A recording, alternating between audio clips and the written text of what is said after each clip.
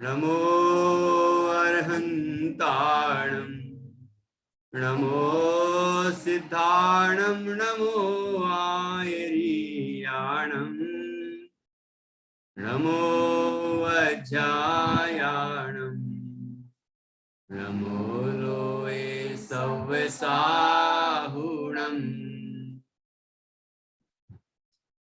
अरहंत सिद्ध साहू तिद्यं जिणधम्म वयण पडिमाहु जिण निलयाय नवदेवादिन्तु मे बोहि मंगलम भगवान वीरो मंगलम गौतमो गणी मंगलम कुंद कुंदाद्यो जैन धर्मोस्तु मंगलम सर्वे मंगल मांगल्यम सर्वे कल्याण कारकम प्रधानम सर्वे धर्माणां जैनम जयतु शासनम जैनम जयतु शासनम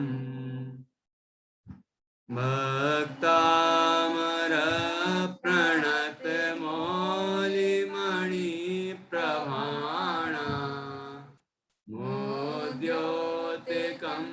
दलित पापतमो वितानम् सम्यक् प्रणम्य जिन पादयुगं युगादा वालंबनं भवजले पततां जनानां तुभ्यं नमस्ते भुवनार्तिहराय नाथ तुभ्यं नमः क्षितितलामल भूषणाय तुभ्यं नमस्त्रिजगता परमेश्वराय तुभ्यं नमो जिन भवो दधिशोषणाय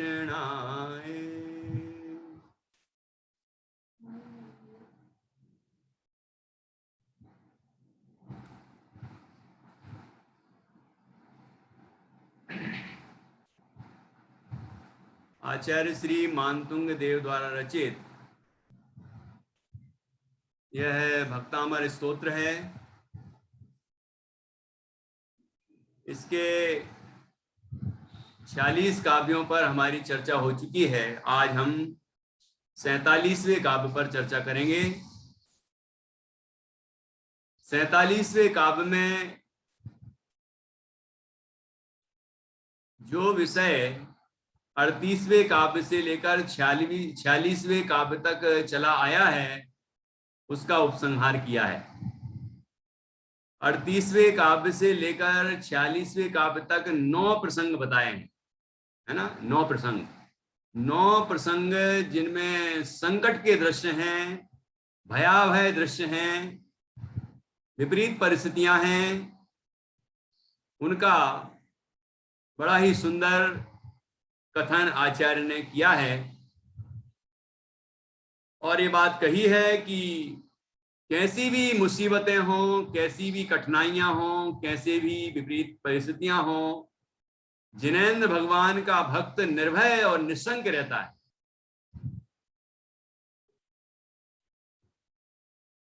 या तो वो संकट ही टल जाते हैं या फिर संकट ना भी टलें तो भी भगवान जिनेंद्र का भक्त निर्भय रहता है। उसको दुखी करने में कोई समर्थ नहीं है।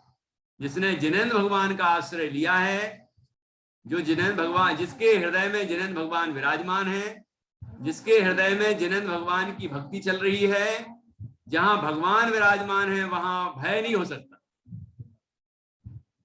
भय भी नहीं हो सकता और क्रोधादिक विकार भी नहीं हो सकते।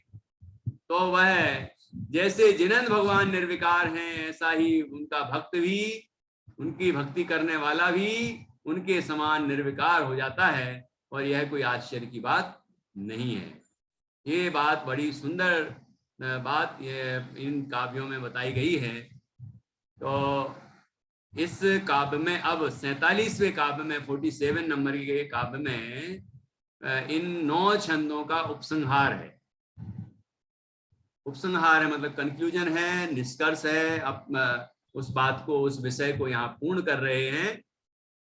तो हम यहाँ 47वां काव्य पढ़ेंगे, पहले उसका पाठ करेंगे और उसके बाद फिर इसका अर्थ समझेंगे। फिर आपसे भी पूछेंगे कि कौन सी घटना किस तरह हुई थी, है ना। ये सब बातें आपसे भी पूछेंगे, तो आप भी तैयार रहें। और अभी हम 47वें काव्य को निकाल रहे हैं।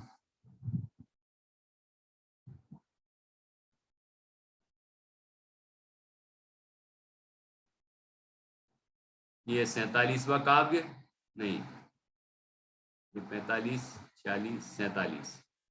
देखिए यहाँ पर एक चित्र है। उस चित्र में जिनेंद्र भगवान का भक्त भगवान की भक्ति कर रहा है ना। और वह भक्ति करता है, देखो कैसा प्रसन्न चित्त है, भक्ति कर रहा है। यहाँ सूर्य उदय है और भगवान जिनेंद्र यहाँ पर विराजमान है। भगवान जिनेंद्र रूपी सूर्य विराजमान है और ये आचार्य स्तवन स्तोत्र लिख रहे हैं। और ये पूरा सुंदर दृश्य यहाँ उपस्थित किया गया है। अब हम देखते हैं कि इस काव्य के अंदर आचार्य ने क्या लिखा है, क्या कहा है, उसको हम समझते हैं। सर्व भय निवारक, क्योंकि इसमें सारे भयों का वर्णन है। सारे भयों का वर्णन आ गया, मतलब जितने 9 छंदों में आचार्य ने 9 प्रसंग बताए भयाभय उन, और कहा है कि जिनेंद्र भगवान का भक्त इन परिस्थितियों में भयभीत नहीं होता, तो उन सब का यहाँ उपसंहार है, इसलिए लिखा है सर्व भय निवारक। ठीक है, तो देखिए हम करते हैं, ये पढ़ते हैं काव्य। मत्त द्वीपेंद्र मृगराज दवान लाही। मत्त द्वीपेंद्र मृगराज दवान लाही। संग्राम वारिधि महोदर बंधनोत्थम। संग्राम वारिधि महोदर बंधनोत्थम। तस्यासु नाशमुपयाति भयं ध्येव। तस्यासु नाशमुपयाति भयं ध्येव। यस्तावकं स्तवमिमं मतिमानधीते। यस्तावकं स्तवमिमं मतिमानधीते।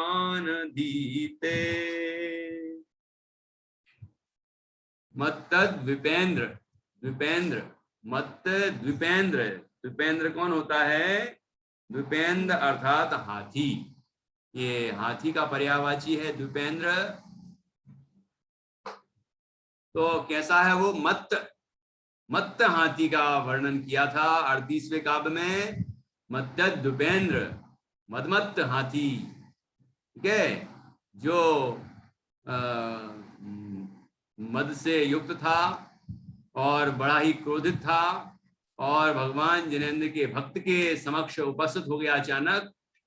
तो ऐसा दृश्य वहां उपस्थित किया था और वह भगवान जिनेंद्र का भक्त निर्भय और निशंक रहता है, ये बात कही थी। तो पहला प्रसंग बताया मत्त द्विपेंद्र। मत्त मदमत्त, उन्मत्त, पागल की तरह समझ लीजिए। उद्दंड, ऐसा भयानक हाथी, उसका दृश्य उपस्थित किया था। तो वह पहला प्रसंग हो गया मत्त द्विपेंद्र। फिर है दूसरा मृगराज। मृगराज का अर्थ है, मृगराज का अर्थ है हाथी, है ना। मृगराज का क्या अर्थ है? हाँ, कौन बता रहे हैं? अच्छा ठीक है, मृगराज का क्या अर्थ है? हाँ, सभी सुन रहे हैं। हाँ, चांदनी ने नहीं सुना ना। मृगराज का क्या अर्थ है? मृग राज, पशुओं का राजा। कौन होता है जंगल का राजा? हाथी।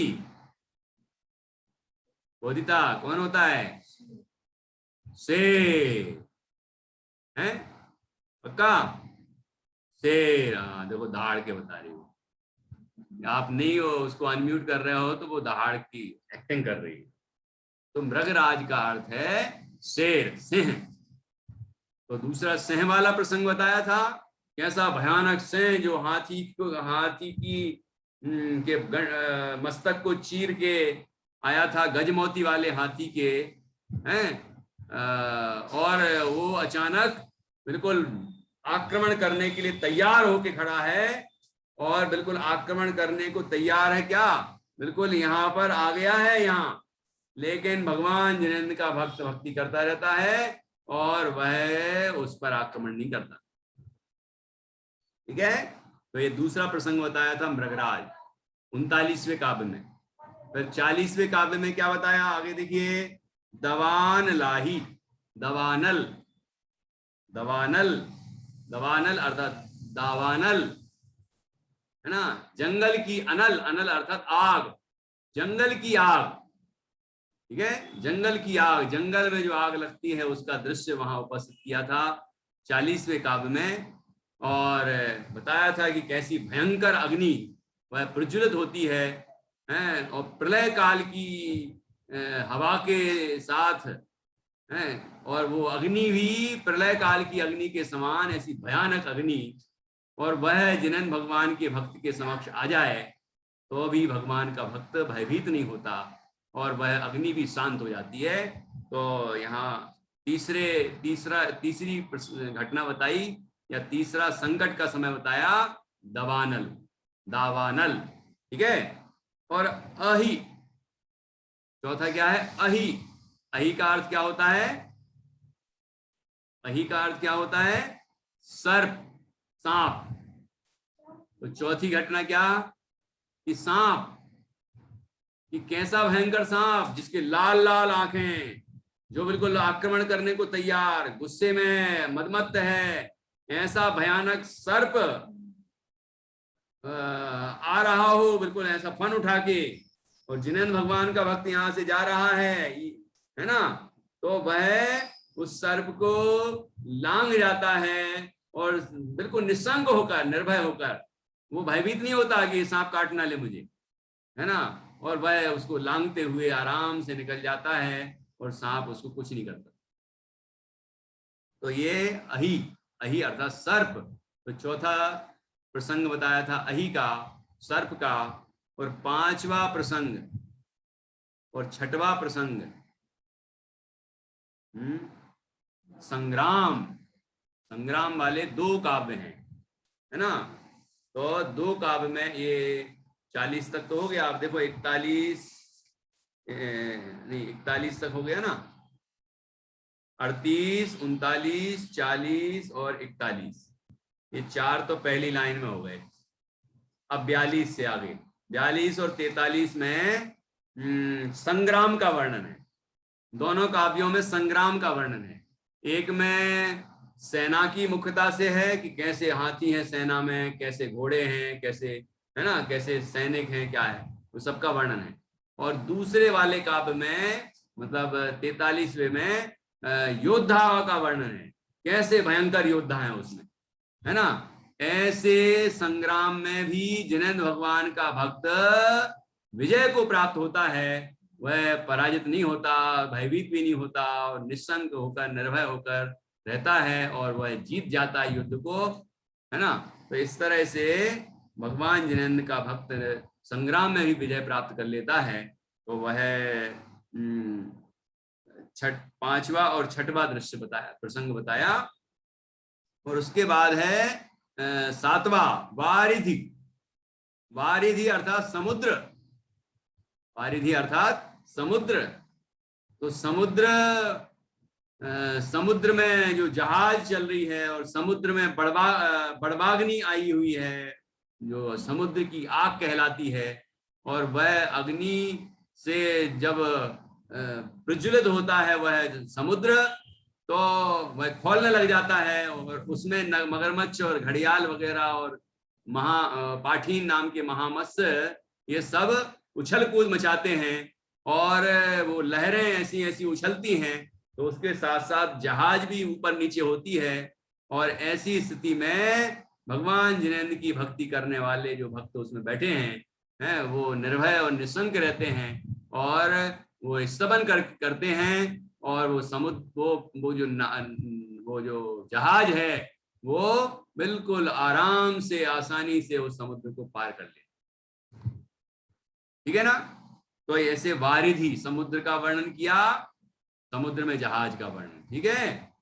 तो इसके बाद आठवां क्या बताया था? महोदय, महोदर, महोदर महान उदर, मतलब महाउदर हो गया, बड़ा पेट। तो महाउदर वो कौन सा रोग बताया था? जलोदर। तो यहाँ पर दूसरा नाम उसी चीज का लिखा है, महोदर। तो वो जलोदर नाम के रोग की चर्चा थी। कैसा रोग है, उसके कारण उसकी कमर टेढ़ी हो गई और वो चल नहीं पा रहा है, इतना पेट इतना भारी हो गया है, उसमें पानी भर गया है और कितना पीड़ित है वो। वह भगवान जिनेंद्र की भक्ति करता है तो बीमारी से ही मुक्त हो जाता है और कामदेव की तरह सुंदर हो जाता है। ठीक है। और 9वां प्रसंग क्या बताया? बंधनोत्थम, बंधन। बंधन, बंधन में क्या बताया था? आपाद कंठ मुरु श्रृंखल, जो कलीब किया था अपन ने। तो कैसा वह उसको पैर से लेकर यहाँ गले तक कैसी सांकड़ों से बंधा हुआ, पूरा शरीर कस के बंधा हुआ है और वो चलता है जब तो उसकी जंघाएं छिल जाती हैं, है ना। ऐसा कठोर बंधन उसको बंधा हुआ है ना। बहुत अच्छी तरह से बांधा है सांकड़ों से उसके शरीर को, लेकिन वो भगवान जिनेंद्र की भक्ति में मग्न रहता है तो बंधन से मुक्त हो जाता है। पहले तो बंधन के भय से मुक्त हो जाता है, ये कहा आचार्य ने, है ना। और वह बंधन से ही मुक्त हो जाता है। ठीक है ना। तो आचार्य ने तो मुख्यता यही बार बार यही दी है कि वह भयभीत नहीं होता, भय से मुक्त रहता है, दुख नहीं होता उसको, ऐसी विपरीत परिस्थितियों में पीड़ित नहीं होता, है ना, घबराता नहीं है, निर्भय और निशंक रहता है। ये बात आचार्य ने बार बार कही है। ठीक है ना। बाकी एक आध जगह जरूर लिख दिया कि वो आक्रमण नहीं करता या फिर वो जो अग्नि है वो शांत हो जाती है, मतलब परिस्थितियां भी बदल जाती हैं, है ना। विपरीत परिस्थितियां जिनेंद्र भगवान के भक्त को प्रभावित नहीं करती हैं, ये बात भी आचार्य ने लिखी। तो हमने निष्कर्ष में यही चर्चा की बार बार कि पहला तो निर्भय हो जाता है, निर्भय रहता है भगवान जिनेंद्र का भक्त। दूसरा वो जो आक्रमण आया है, विपरीतता आई है, विपरीत परिस्थिति बनी है, संकट का काल आया है, वो भी संकट का काल टल जाता है, शांत हो जाता है। और कदाचित शांत ना भी हो और वह आक्रमण कर भी दे, इसको नुकसान पहुंचा भी दे, तो इसको क्या नुकसान पहुंचाएगा? ज्यादा से ज्यादा शरीर को नुकसान होगा, लेकिन वह तो आत्मा है और अपने वह भगवान की भक्ति में लगा रहता है ना। तो वह भयभीत नहीं होता, निर्भय और निशंक रहता है और भगवान की भक्ति करता है, और यदि स्वरूप की साधना करता है तो केवल ज्ञान को भी प्राप्त कर लेता है उन्हीं अवस्था में। ठीक है ना। तो ये परिस्थितियां भी अपन ने समझी थी। तो ऐसे बंधन ये हो गए 9 विपरीत परिस्थितियां हो गई। यहाँ वो 7 भयों वाली बात नहीं है, जो श्लोक भय, परलोक भय, मरण भय, वेदना भय, अकस्मात भय, आरक्षा भय, अनुभुक्ति भय, है ना। ये सब जो 7 भय होते हैं, उनकी अपेक्षा ये 9 नहीं है ना। वो हैं, वो भय भी दूर हो जाते हैं, लेकिन ये जितनी 9 परिस्थितियां हैं उसमें से ये श्लोक भय के अंदर आ जाएगा। और कुछ जिसे अचानक आ जाता है, कोई आ पड़े, कोई सांप आ गया, कोई हाथी आ गया, तो ये अकस्मात भय। ठीक है। मरण की स्थिति बन जाए तो उसको मरने से डरने लग जाए तो मरण भय। लेकिन ये भय मरण भय भी नहीं होता, इसको भगवान के भक्त को मरण भय भी नहीं होता, अकस्मात भय भी नहीं होता, अचानक भी कुछ हो जाए उसे कोई फर्क नहीं पड़ता। जैसे अपन कहते हु तो आप डर जाते हैं, वहां उसको कुछ नहीं लगता। अब गृहस्थ है, अभी कमजोर भूमिका में है, तो कदाचित दिख सकता है आपको, है ना, भयभीत होता हुआ, क्योंकि अभी पूरी भय कसाय का अभाव थोड़ी हुआ। लेकिन उसके हृदय से पूछा जाए या उसकी श्रद्धा पूछी जाए तो वो रंच मात्र भी हिलता नहीं, मतलब निर्भय और निस्संक रहता है, ये बात उसकी मुख्य है। ठीक है। और मुनिराज जो उत्कृष्ट भक्त हैं जिनेंद्र भगवान के, वो तो ऐसे भी भयभीत नहीं होते। ठीक है। सीता जी के सामने रावण ने कैसी कैसी कठिन परिस्थितियां रखी। वो अचानक अपनी विद्या के बल से बादलों में गर्जना करा देता था, बादल अचानक गरजने लग जाते। तो आपने देखा होगा कई फिल्मों में, कई दृश्यों में कि जो प्रेमी प्रेमिका गले लग जाते हैं, और अभी पसंद नहीं कर रही है वो, लेकिन वो दोनों एक दूसरे गले लग जाते हैं, कि वो लग सकते हैं और रागी हैं वो, है ना, उनके शील का कोई ठिकाना नहीं है, जो भी हो। लेकिन यहाँ सीता जी के सामने उस ऐसे बादल फटने की आवाज जैसी की, और ऐसे ऐसे खतरनाक खतरनाक दृश्य उपस्थित किए, लेकिन सीता जी हिली भी नहीं वहां से, निर्भय रही, निस्संक रही। आप पद्म पुराण में पढ़ेंगे तो आपको पता चलेगा कि कैसी कैसी परिस्थितियां उनके सामने रावण ने रखी। रावण ने छुआ तो कभी नहीं, मतलब जब अपहरण किया था तब तो छुआ, लेकिन वैसे कभी नहीं छुआ, जबरदस्ती अपना बनाने की कोशिश नहीं की। उसने भी तो नियम ले रखा था, है भगवान अनंतनाथ की अनंत वीर की गंधकुटी में उसने भी तो नियम लिया था कि मैं जो स्त्री मुझे नहीं पसंद करेगी मैं उसे जबरदस्ती अपनी स्त्री नहीं बनाऊंगा, पत्नी नहीं बनाऊंगा, है ना। उस मतलब एक तरह से बलात्कार का उसने त्याग किया था, बलपूर्वक मैं ग्रहण नहीं करूंगा, ये उसका त्याग किया था उसने। इसलिए कभी उसने सीता जी को हाथ भी नहीं लगाया। ठीक है ना। इतने 6 महीने रही, लेकिन 6 महीने में कभी उसने हाथ भी नहीं लगाया। प्रयास किया, उसको मनाया, प्रलोभन दिया, भयभीत किया, डराया, धमकाया, सब कुछ किया उसने, लेकिन कभी कुछ हाथ भी नहीं लगाया उसने। ठीक है ना। तो वो भी तो नियम से बना था, उसके नियम ने भी तो सीता जी की सुरक्षा की, और सीता जी भी शीलवती थी, तो वो डिगी भी नहीं, मन में एक पॉइंट भर भी उनके मन में कभी भी कोई विकार नहीं आया, है ना। निर्भय रही, निस्संक रही और शीलवती रही, इसलिए तो सती सीता है, महासती है।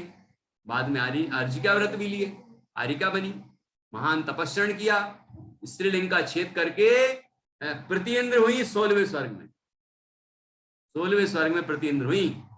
और इंद्र कौन बने थे पता है आपको? जब ये प्रतिइंद्र थी तो उनके इंद्र कौन थे पहले से? वो पहले से थे इंद्र, वो थे प्रद्युम्न कुमार का पूर्व भाव। पद्म पुराण जी में आया है, प्रद्युम्न कुमार का पूर्व भाव है, वहां से आए थे, इंद्र पदवी थे उससे, उनकी इंद्र पदवी से प्रद्युम्न कुमार यहाँ पर आए थे, मतलब प्रद्युम्न कुमार बने थे वो, इंद्र प्रद्युम्न कुमार बना। ठीक है ना। तो ऐसे महासतियों के दृश्य हमने देखे हैं। और अंजना हो, आप अंजना का दृश्य पढ़िए, वहां जहां वो सती अंजना जंगल में थी, वहां शेर की दहाड़ें, ठीक है ना, शेर दहाड़ रहे हैं, लेकिन वो निर्भय निस्संक हैं, भयभीत नहीं हो रही, है ना। ऐसे ये तत्व ज्ञान के संस्कार थे, जैन दर्शन के संस्कार थे उनमें, तब ऐसा हुआ। बिना संस्कार वाला थोड़ी, वो तो भयभीत ही रहेगा जीवन भर। अनंगसरा 300 वर्ष तक जंगल में ही रही, भटकती रही, लेकिन कभी भयभीत नहीं हुई। वो अजगर ने खाया था जिनको, निगल लिया था, अजगर के मुंह में है तो भी भयभीत नहीं है, भगवान का स्मरण कर रही है ना। और मैं एक हूं, मैं शुद्ध हूं, अपनी आत्मा का भेद ज्ञान कर रही है। समझ में आया कि नहीं आया? मतलब ऐसी परिस्थिति, संकट बिल्कुल निगल रहा है, मतलब जो अजगर है वो उनको निगल रहा है, बस सिर बचा है। और उनके पिताजी चक्रवर्ती थे, वो आए और अजगर की तरफ उनने बाण ताना और उसको मारने लगे, तो उनने मना कर दिया कि पिताजी इस निर्दोष को क्यों मारते हो, मेरे आयु का क्षय होना होगा तो आप कैसे रोक सकते हो, आप क्यों व्यर्थ हिंसा कर रहे हो।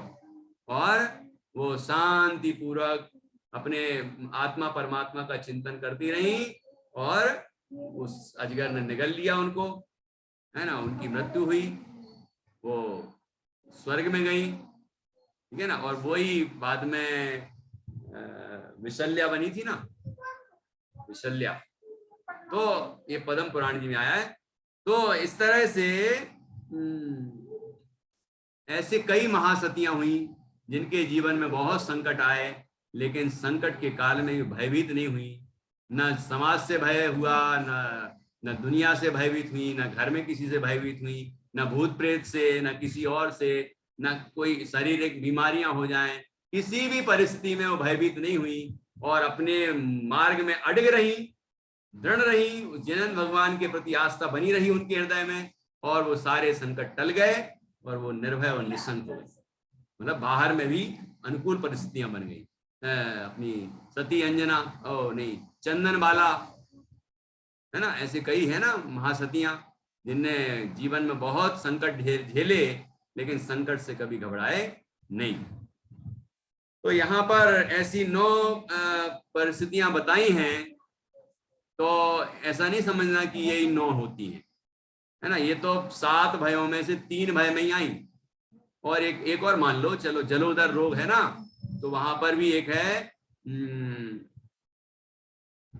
श्लोक भय, परलोक भय, मरण भय, वेदना भय। जो वेदना भय है ना, वेदना भय, वो बीमारियां संबंधी जो वेदना होती है उससे भयभीत होना, वो वेदना भय है। लेकिन जिनेंद्र भगवान का भक्त वेदना भय से युक्त भी नहीं होता, वेदना भय नहीं होता उसको। जलोदर रोग कैसा भयानक रोग है, उससे भी वो दुखी नहीं होता, है ना। और भी अनेक प्रसंग बताए थे। तो अब और कौन से बच गए? श्लोक भय, परलोक भय। तो परलोक का भय भी नहीं होता उसको कि अगले जन्म में मेरा क्या होगा, ठीक है। श्लोक भय, परलोक भय, मरण भय, वेदना भय, अकस्मात भय, आरक्षा भय, अगुप्ति भय, आरक्षा भय और अगुप्ति भय। ये क्या? आरक्षा भय और अगुप्ति भय। आरक्षा, मेरी रक्षा कौन करेगा? अरे जो स्वयं रक्षित पदार्थ है उसकी रक्षा कौन करेगा? क्या क्या जरूरत है उसको रक्षा करवाने की? आत्मा के अंदर तो कोई परवस्तु का प्रवेश ही नहीं है, तो स्वयं रक्षित है। और जो भगवान जिनेंद्र की शरण में हो, मतलब भगवान जिनेंद्र जिसकी रक्षा कर रहे हो, है ना, उसके लिए किस रक्षक की जरूरत है? वो तो सुरक्षित ही है। वो जंगल में हो, चाहे वो नगर में हो, चाहे एकांत में हो, या अनेक लोगों के समूह में हो, वो तो स्वयं रक्षित है। भगवान जिनेंद्र की शरण में आया हुआ व्यक्ति को रक्षा संबंधी भय नहीं होता, आरक्षा संबंधी, मेरी रक्षा कौन करेगा, मैं कैसे सुरक्षित रहूंगी, ऐसा नहीं विचार करता। उसे पता है कि मेरे जिनेंद्र भगवान मेरे रक्षक हैं। भगवान रक्षा करने आएंगे क्या? तो फिर रक्षक कैसे हुए जब भगवान रक्षा करने ही नहीं आएंगे? तो भगवान जिनेंद्र की भक्ति करेगा तो पहले तो भय नहीं होगा, ये आरक्षा भय नहीं होगा। दूसरा कि भगवान जिनेंद्र की भक्ति करेगा तो पुण्य का बंध होगा, और भगवान जिनेंद्र की भक्ति करेगा तो पूर्व में बंधे हुए जो पाप हैं वो संक्रमित होकर पुण्य रूप में बदल जाएंगे, ठीक है। और जब पुण्य का ही उदय आएगा तो फिर अपने आप रक्षक मिल जाएंगे, आपको कुछ करना नहीं पड़ेगा, ठीक है ना। अंजना को कौन मिल गया? वो देव आ गए। जब अंजना के ऊपर शेर का आक्रमण होने की संभावना थी तो वो अष्टापद का रूप धारण करके आ गया, शेर भाग गया। ऐसे वो सती जो श्रीपाल चरित्र में है ना, कोटि भट्ट श्रीपाल में, वो धवल सेठ ने जिनके सील पर आक्रमण किया था, तो वहां एक देवी प्रकट हुई और देवी ने रक्षा की, ठीक है ना। वो नाम ध्यान नहीं आ रहा है। तो ऐसे और भी अनेक प्रसंग बनते हैं, लेकिन कितने ही प्रसंगों में देव देवी भी रक्षा करने आ जाते, कोई मनुष्य रक्षा करने आ जाता, कभी कोई रक्षा करने आ जाता, कभी कोई आ जाता, क्योंकि पुण्य काम कर रहा है ना, पुण्य काम कर रहा है तो कोई ना कोई आ ही जाएगा, या सामने वाला खुद ही भाग जाएगा, भैया रहना ठीक है, माफ करो, हमने ऐसा बुरा विचार किया, माफ करिए, है ना, वो खुद ही सरेंडर होके भाग जाएगा। समझ में आ रहा है कि नहीं? पुण्य होना चाहिए ना, और पुण्य के लिए क्या चाहिए? पुण्य का बंध कैसे होता है? भगवान जिनन की भक्ति से होता है। तो भगवान जिनन की भक्ति करें, उनका स्तवन करें, गुणगान करें, हृदय में उनके प्रति अपार भक्ति हो, और उनकी वाणी का स्वाध्याय करें, चिंतन करें, मनन करें, उनके बताए रास्ते पर चलें, और इसमें विश्वास रखें पूरा, तो निश्चित रूप से कभी भी भय नहीं होगा, और पुण्य उदय आने पर कोई ऐसी विपरीत परिस्थितियां नहीं बनेंगी, और कदाचित बनी किसी पूर्व पाप के उदय से तो पुण्य का उदय आने पर विपरीत परिस्थितियां टल भी जाएंगी। ख्याल में आया कि नहीं आया? तो हमें तो हर स्थिति में, जो चाहे विपरीत परिस्थितियां बने नहीं बने, हमें तो भगवान जिनेन्द्र की भक्ति करना है, ठीक है ना? तो ऐसे अरक्षा भय भी नहीं होता। और अगुप्ती भय क्या होता है?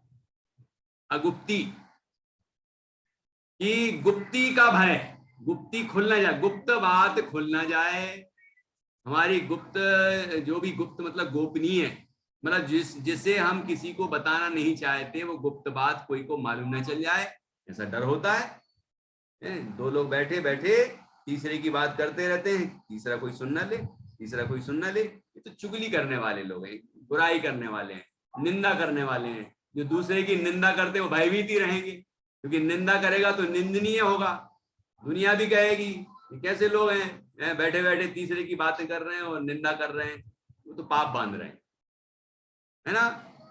तो वो तो भयभीत रहेंगे। लेकिन जो ज्ञानी होगा, जो भगवान जिनेन्द्र का भक्त होगा, वो ऐसे काम तो करेगा नहीं, और उसे अगुप्ती का भय नहीं होगा। मतलब कि मेरे घर में धन संपदा वैभव रखा है, ऐसा ना कोई देख ले तो क्या हो जाएगा भैया, जिसके भाग में होगा चला जाएगा, मेरे भाग में होगा तो कौन छुड़ा लेगा। इतना निर्भय रहता है, निसंक रहता है। पहले के जमाने में ताले नहीं लगाते थे लोग, और एक गांव है अभी भी जहां लोग ताले नहीं लगाते, है ना, लेकिन चोरियां भी नहीं होती। तो कहने का मतलब ये हमारे यहाँ तो इतना विश्वास होता था, आजकल तो घर में भी घर वालों के लिए भी ताला लगाना पड़ता है।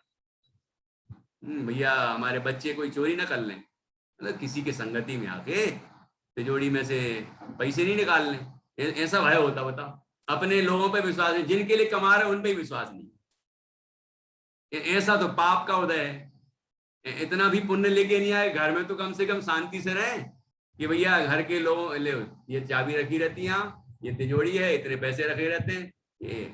लेकिन बच्चों को पता है कि भैया जो भी कुछ लेना है पिताजी से माँ जी से पूछ के लेना है, कि क्या लेना है। वो जब कहेंगे कि हाँ वहां से जाओ और इतने पैसे लेके आ जाओ, तो वो उतना ही लेगा, उससे ज्यादा नहीं ले सकता। इतना विश्वास होना चाहिए ना। तो ऐसा विश्वास बच्चे जीते भी, तो घर में ऐसा माहौल ना हो तो फिर कहाँ हो बताओ। तो कहा, तो यहाँ वो कोई चीज किसी को पता ना चल जाए, कोई कुछ हमारी गुप्त बातें देख ना ले, ऐसा भय नहीं होता, क्योंकि वो गुप्त रूप में पाप तो करते नहीं। जो काम करते हैं वो किसी को पता भी चल जाए तो कोई भय नहीं होता।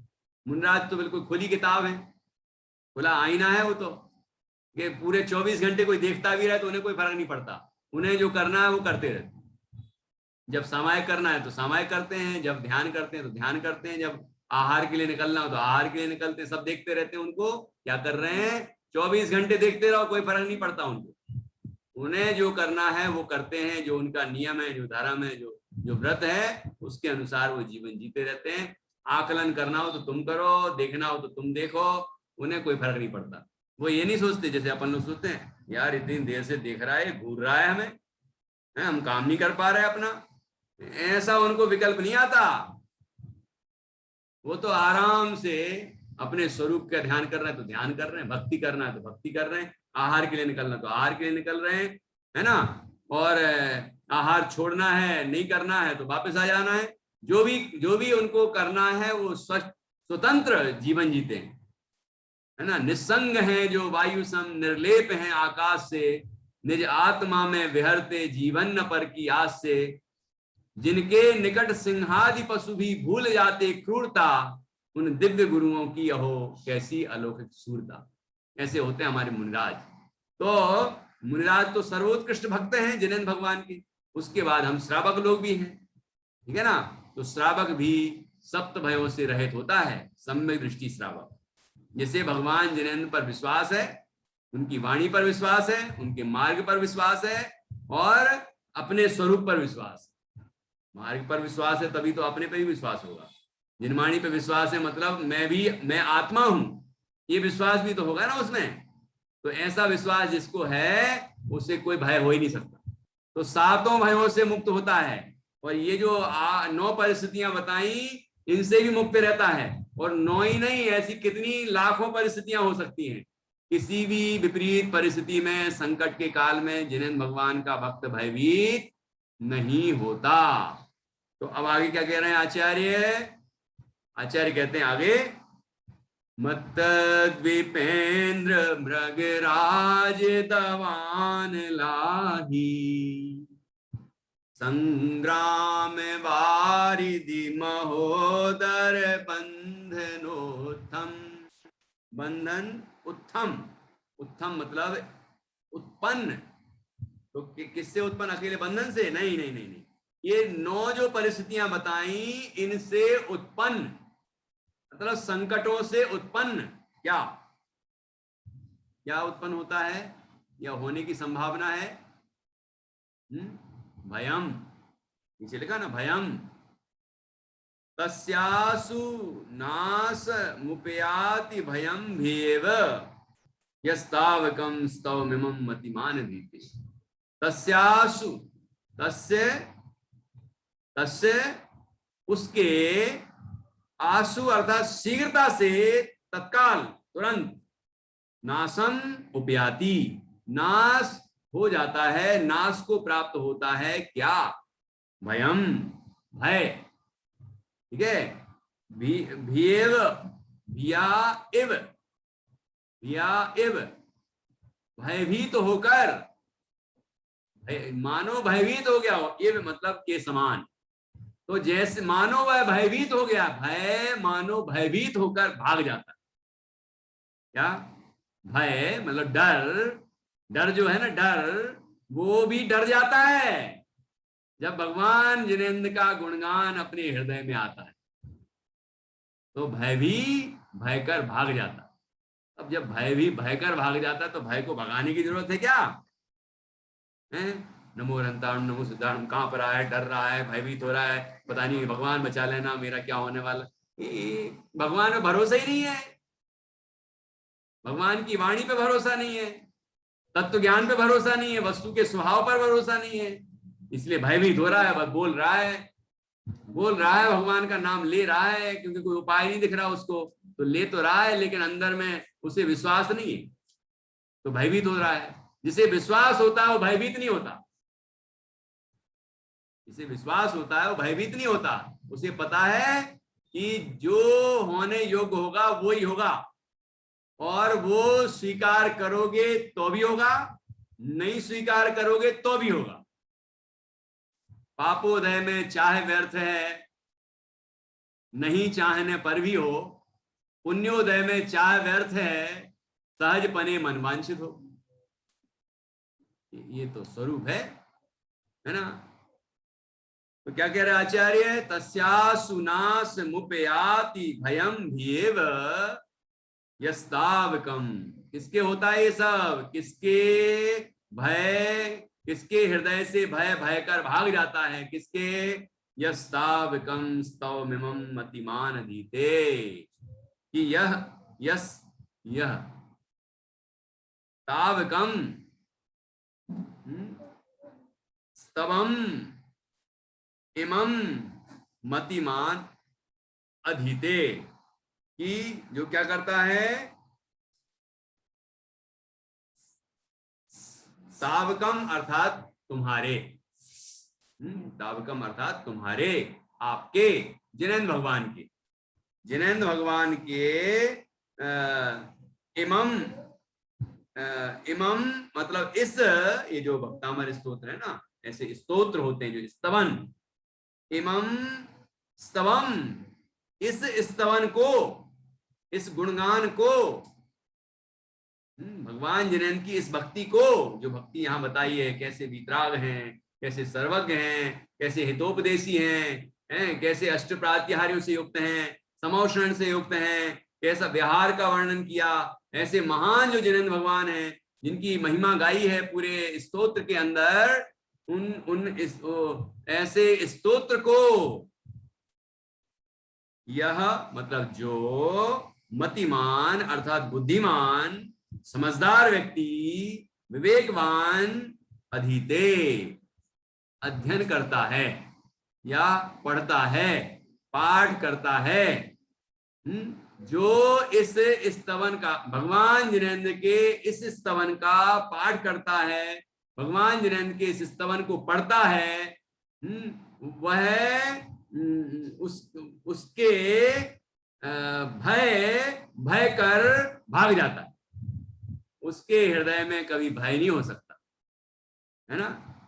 ये बात यहां लिखी है, यस्तावकम स्तवमिमं मतिमान अधीते, यह मतलब जो तावकम है ना, आधा सा जो है ना वो विसर्ग बन जाएगा, तो यह अर्थात जो, जो तावकम अर्थात तुम्हारे, स्तवम अर्थात स्तवन को, इमम इस स्तवन को, ये जो यहाँ पर भक्तामर स्तोत्र में स्तवन किया ना, इस स्तवन को, मतिमान, जो कौन की मतिमान, जो बुद्धिमान, जो बुद्धिमान, हे भगवान जिनेंद्र के इस स्तवन को, या कह रहे हैं तुम्हारे इस स्तवन को, भगवान से कह रहे हैं हे भगवान तुम्हारे इस स्तवन को, अधीते अध्ययन करता है, पढ़ता है, पाठ करता है, सुनता है, विचार करता है, ऐसी महिमा गाता है इस माध्यम से, स्तोत्र के माध्यम से, है ना।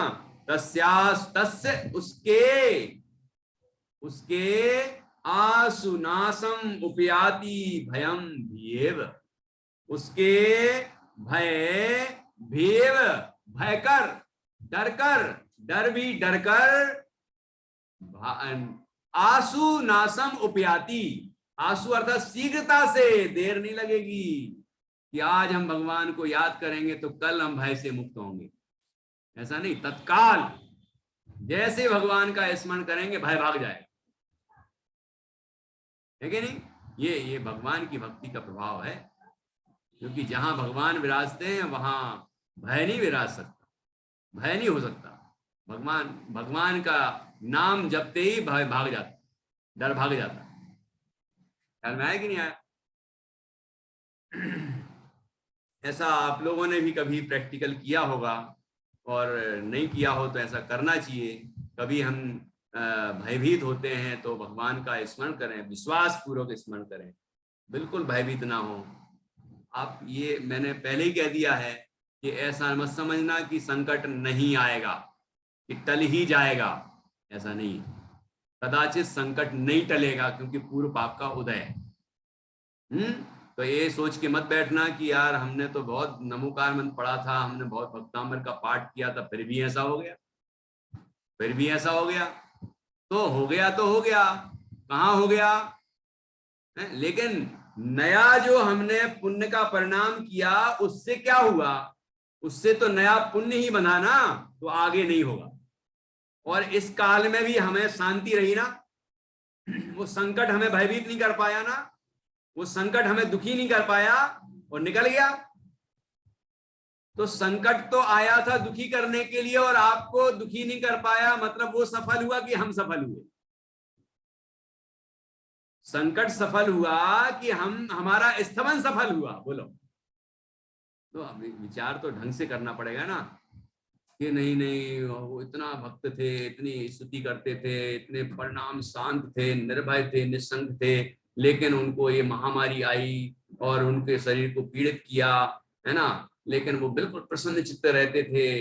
फिर भी बीमारी आई, भैया धर्मात्माओं को भी आ जाती है ना, लेकिन फिर वो चली गई, बीमारी चली गई, वो निश्चिंत है, मतलब शांतिमय जीवन जी रहे हैं। इसमें क्या कहा, क्या कहना चाह रहे हैं आप? ये आना ही नहीं चाहिए थी, पहले तो आना ही नहीं चाहिए, क्योंकि भगवान के भक्त के ऐसी भक्ति के परिणाम से पुण्य का संचय होता है, तो पुण्य के उदय वाले को ये बीमारियां होती नहीं। अब आप कहोगे नहीं आई थी, तो अब हम दूसरी बात कहेंगे कि पूर्व का पाप का उदय था इसलिए आ गई, लेकिन वर्तमान में जो उसने भगवान जिनेन्द्र का स्तवन किया उसका फल मिला कि नहीं मिला? कि मिला। क्या मिला? कि बिल्कुल शांत रहा, निर्भय रहा, निशंक रहा, प्रसन्न चित्त रहा। बीमारी आई और उसको कोई मतलब ही नहीं है, आती है तो आए, जाती है तो जाए, मेरे में आई नहीं। वो तो शरीर में आई और शरीर से चली गई, उसके समय में आई और उसके समय में चली गई। जब उदय था तो आ गई, पाप का उदय था तो आ गई, और पुण्य का उदय आया तो चली गई। मेरा क्या बिगाड़ लिया? मैं तो बिल्कुल शांत चित्त रहा, प्रसन्न चित्त रहा, निर्भय रहा, निशंक रहा, तो क्या दिक्कत हुई? तो स्तमन सफल हुआ कि नहीं हुआ? और कदाचित उसकी मृत्यु हो जाए तो फिर क्या कहोगे आप? तो ऐसा कहने लगे लोग आजकल, जिनको तत्वज्ञान के संस्कार गहरे नहीं हैं, जिनने भगवान की भक्ति तो खूब की थी और प्रक्षाल भी किया था, सब कुछ किया था, तीर्थ वंदनाएं भी की थी, लेकिन तत्व ज्ञान प्राप्त नहीं किया, भगवान की नहीं सुनी कभी। वो क्या कहने लग गए कि अरे यार वो ज्यादा धर्म करने से सब गड़बड़ी है, हम लोग ये नहीं खाते, हम लोग वो नहीं खाते, हम लोग उपवास करते हैं, हम लोग ये त्याग तपस्या करते हैं, तो हमें तो बीमारी छोड़ती नहीं है, हम तो हम बीमार पड़ गए। तो अब क्या करें? अब तो ये भी खाने लगे और वो भी खाने लगे, ये भी करने लगे और वो भी करने लगे, कि तुम्हारा दिमाग खराब हो गया है, तुम्हें भगवान जिनेन्द्र की के मार्ग पर विश्वास नहीं है, हैं? कि भगवान की के प्रति विश्वास होता, उनकी भक्ति हम उस समय भी करते, तो मन में प्रसन्नता रहती कि नहीं रहती? मन में निर्भयता रहती कि नहीं रहती? ये बताओ आप। ऐसे काल में भी मन अत्यंत प्रसन्न रहता, निर्भय रहता, निशंक रहता, तो बीमारी आती और चली जाती, कुछ नहीं कर लेती। और कदाचित आयु कर्म पूर्ण हो जाए तो क्या बीमारी ही पूर्ण कर रही है क्या? है? कोई बीमारी आती है और हमारी आयु छीन ले जाती है, ऐसा है? जितनी आयु जिसकी है उतना ही जिएगा ना एक समय कम, ना एक समय ज्यादा। इंदोवा तह जिनेंदोवा, ऐसा लिखा है आचार्य। इंद्र और जिनेंद्र कोई भी नहीं बदल सकता, जिसकी जितनी आयु है उतना ही जिएगा, उतना ही शरीर में रहेगा। जिएगा मतलब ये नहीं कि मर जाएगा, मतलब मर ही गया। आत्मा मरता है क्या? हम मरते हैं क्या कभी? ये शरीर के छूटने का नाम मरण, तो ये मरण होगा। आयु नष्ट हुई, आयु कर्म समाप्त हुआ मनुष्य भाव संबंधी, और ये आत्मा यहां से निकलेगा और अन्य जगह पहुंच जाएगा। और आयु कर्म का उदय आया तो ये शरीर में आ गया। शरीर का संयोग भी आयु कर्म के उदय से, और शरीर का वियोग भी, बिछुड़ना भी आयु कर्म के क्षय से। हम पकड़ सकते हैं क्या? कोई डॉक्टर पकड़ सकता शरीर को थोड़ी देर, एक आध सेकंड के लिए? सोचो। तो हम व्यर्थ भयभीत नहीं हो, मार्ग से विचलित नहीं हो, क्योंकि इसके अलावा दूसरा कोई मार्ग नहीं है। लोग 24 घंटे भक्तामार्य स्तोत्र का पाठ करते हैं, लेकिन वो 23वें काव्य की चौथी पंक्ति नहीं पढ़ते। मतलब क्या कह रहे हो? पढ़ते नहीं है क्या? कि पढ़ते तो हैं लेकिन समझते कुछ नहीं।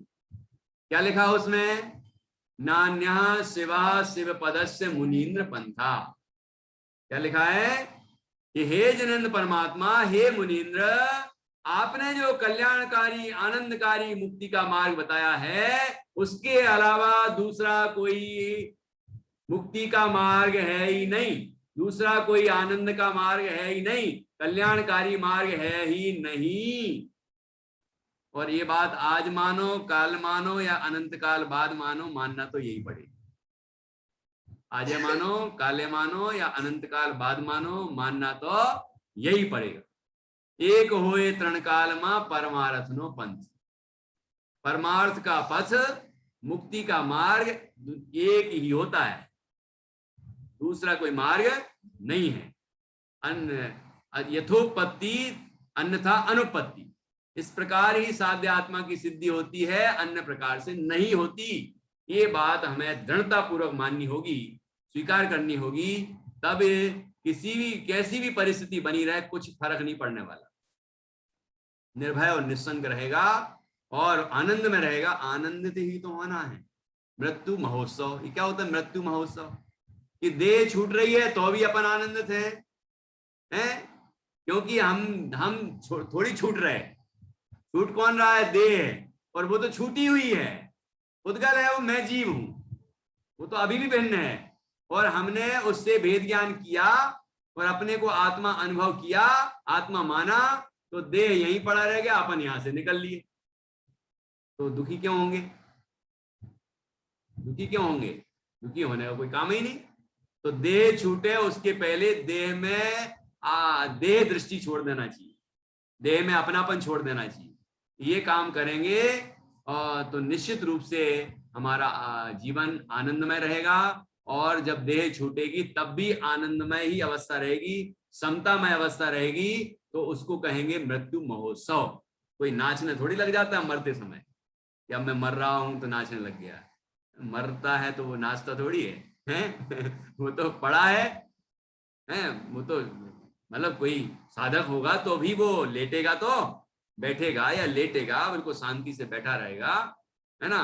और जो कोई दूसरा व्यक्ति है तो वो भी तो पड़ा ही रहेगा ना। वो तो देह छूटेगी, यहीं देह यहीं पड़े रहेगा, वो यहाँ से निकल जाएगा। शांति पूर्वक निकलेंगे तो उसको मृत्यु महोत्सव कहेंगे। और स्वर्ग आदि होंगे, उच्च गति होगी। और बिलख बिलख के, अरे भैया मेरा बच्चा का क्या होगा, मेरी पत्नी का क्या होगा, मेरा घर का क्या होगा, मेरी दुकान का क्या होगा? तो क्या होगा भैया? ले जा बांध के, बांध के ले जा, बांध के तो लाए थे ना, बांध के लाए थे तो बांध के ले जाओ, जो लाए थे वो ले जाओ। क्या लाए थे? क्या लाए थे? शरीर लाए थे। शरीर लाए नहीं थे, शरीर में हम आए थे, ठीक है। और ये माता पिता संयोग, ये क्या क्या लाए थे हम? ये कुछ नहीं लाए थे, नग्न आए थे, हैं? तो जाओगे कैसे? ऐसे ही देह भी यहीं रहेगी और बाकी संपदा भी यहीं पड़ी रहेगी। हम आए थे, हम चले गए। वो कर्म लाए थे, वो कर्म के साथ चले गए। कदाचित ऐसा भी हो सकता है। हाँ, जो कर्म पहले थे वही कर्म रहे, जरूरी नहीं, क्योंकि बदल गए, वो तो उदय में आ चुके, नए बांध लिए। और कोई जीव ऐसा होगा जिसने पुराने की निर्जरा कर दी और नए बांधे ही नहीं, तो क्या होगा उसका? बताओ।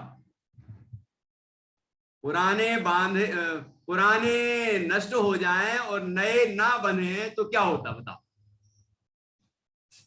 मोक्ष होता है, मोक्ष। नए कर्म ना बंधे और पुराने समाप्त हो जाएं तो आत्मा कर्म सर्व कर्म विप्र मोक्षो मोक्षा, सभी कर्मों से मुक्त हो जाता है, उसको मोक्ष कहते हैं। मोक्ष अवस्था प्रकट हो जाती है। तो वो किसी जीव की मुक्त अवस्था भी प्रकट हो सकती है ना। जैसे जीव पुरुषार्थ करेगा उस तरह से उसकी अवस्थाएं होंगी। तो यहाँ पर आचार्य ने क्या लिखा है कि तस्या सुनास मुपयाति भयम भीव, कि उसके भय बिल्कुल नहीं होते, वो निर्भय और निश्शंक रहता है। ऐसी अवस्थाएं प्रकट होती हैं। हमने ये 47वां काव्य पूर्ण किया। इसमें बहुत सुंदर सुंदर प्रेरणा दी और इतनी परिस्थितियां जो बताई थी, 9 परिस्थितियां, उनका संक्षेप में नाम लिया और कहा कि जो भगवान जिनेंद्र का स्तवन करता है वो उसके हृदय से भय कर भाग जाता है। तो हम भगवान जिनेंद्र का स्तवन करें, ये स्तोत्र को पढ़ें, है ना, समझ के पढ़ें, पढ़ के अपने हृदय में उन भावों को लाएं कि जब वीतरागता की महिमा गाई जा रही हो तो वीतरागता की महिमा अपने हृदय में आए, सर्वज्ञता की महिमा आ रही है तो महिमा हृदय में आए, ये नहीं कि मुंह से निकल जाए। मतलब यहाँ पढ़ा, यहाँ लिखा है, पेज पलट गया, पेज भी निकल गया, मुंह से भी निकल गया, हृदय में कुछ आया ही नहीं। और फिर कह रहे कि हम तो निर्भय नहीं हुए। हम तो निशंक नहीं हुए, हमारे मन में टेंशन ही टेंशन बनी है, अशांति अशांति छाई है। तो छाएगी क्यों नहीं? जैसे आजकल बच्चे कहते हैं ना, क्यों बच्चों समर्थ कि क्या चल रहा है, कि क्लास चल रही है, कि क्लास चल रही है। कि क्लास तो चल रही है, तुम्हारे दिमाग में क्या चल रहा है? कि क्लास चल रही है, मोबाइल पे चालू कर दी, क्लास चल रही है। अब क्लास तो चल रही, तुम अटेंड कर रहे हो कि नहीं हैं, तुम उसमें कुछ सीख रहे हो कि नहीं? कि वो तो ठीक है, वो तो है ही जो भी है। ऐसा करोगे तो ये थोड़ी ठीक हुआ। ऐसे यहाँ कि क्या चल रहा है, कि भक्तामर का पाठ चल रहा है, 24 घंटे का पाठ रखा है। तुम्हारे दिमाग में क्या चल रहा है ये बताओ, तुम्हारे मन में क्या चल रहा है ये बताओ, तुम्हारे परिणामों में क्या चल रहा है ये बताओ। जिस दिन ये भक्तामर महान स्तोत्र हमारे हृदय में आ जाएगा, हमारी परिणति बन जाएगा, उस दिन उस क्षण भय का नाम और निशान नहीं रहेगा, विकार उत्पन्न होंगे ही नहीं। ये ऐसा चमत्कार है। मतलब ये स्तोत्र में स्पष्ट आचार्य ने स्पष्ट लिखा है कि जो इस पाठ स्तवन का अध्ययन करता है, सुनता है, पढ़ता है, चिंतन करता है ना, तो वह उसके भय कर भाग जाते, उसके हृदय में कभी भय आ ही नहीं सकता।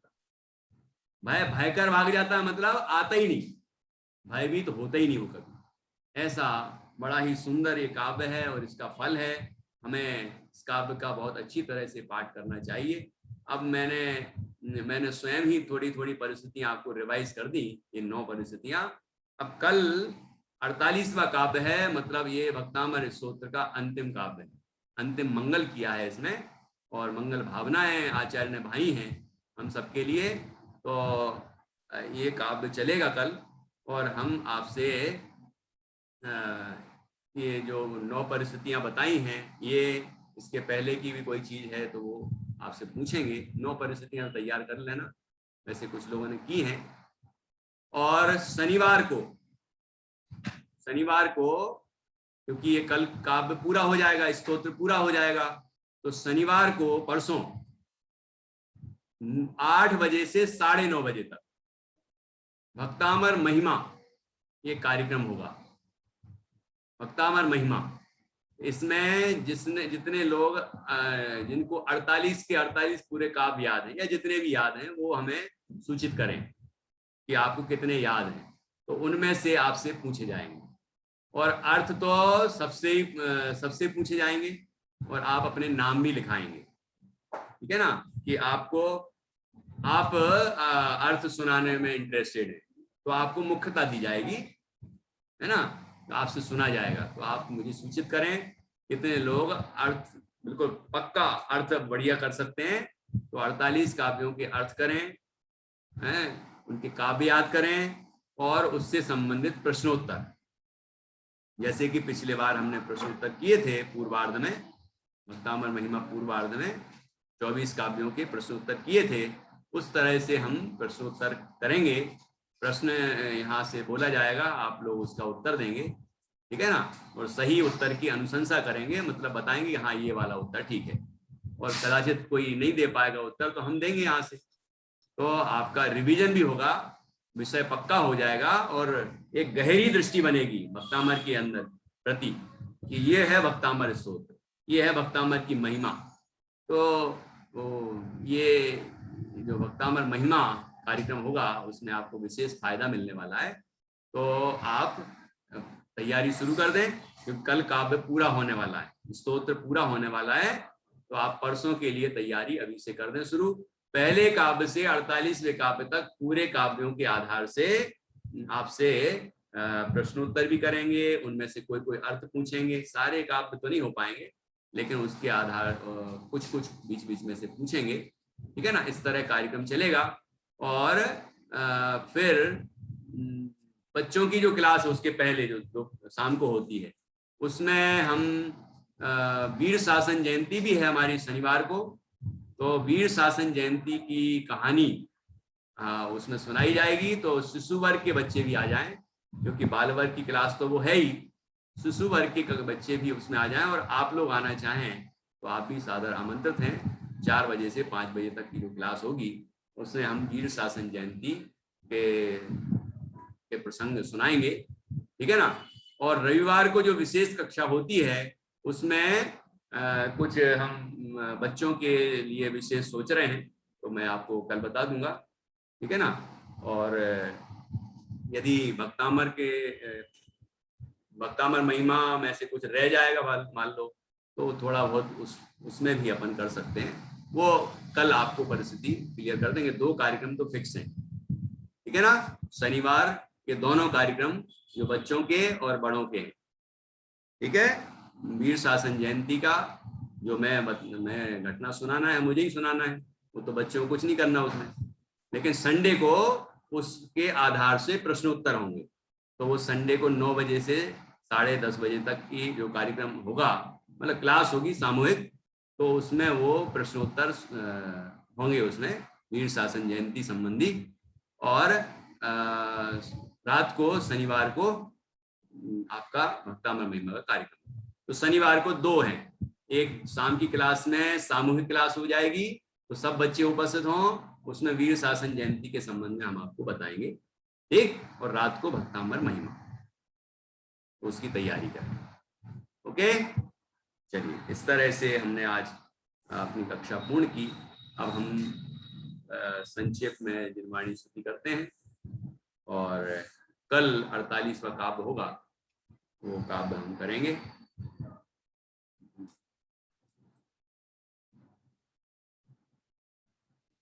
कुछ हाथ खड़े हो रहे हैं, लेकिन समय बचा नहीं है।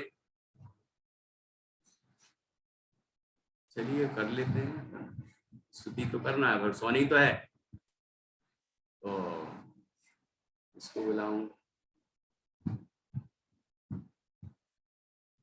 नई कोई सुनाएंगे, नई छोटी सी। चलो अपन गाते हैं। सुनकर वाणी याद है आप लोगों को? सुनकर वाणी, सुनकर वाणी